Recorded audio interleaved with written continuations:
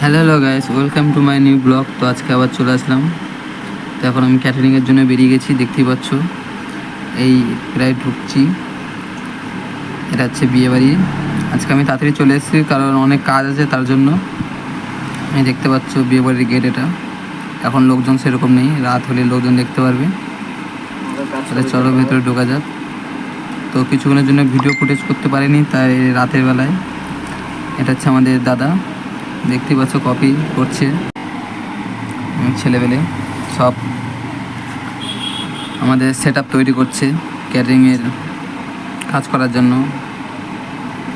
তাই এখানে আমাদের মেনু কার্ড সব তৈরি করছে দাদা। সব টেবিলে পড়বে এক একটা। তাই আমরা চলে গেলাম রান্নাঘরে দেখতে একটা নানপুরি, তার সঙ্গে আছে ফিশ কাটলেট।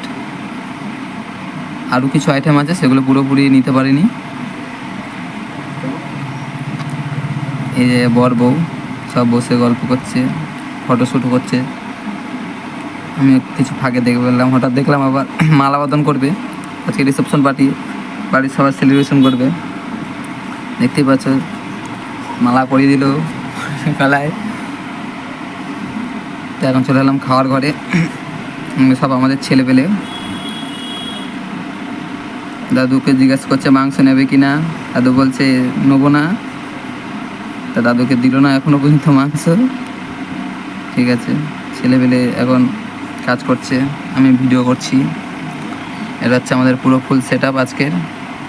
দেখতে পাচ্ছ কত লোক। তো আজকের জন্য এইটুকুই, আবার নেক্সট ভিডিওতে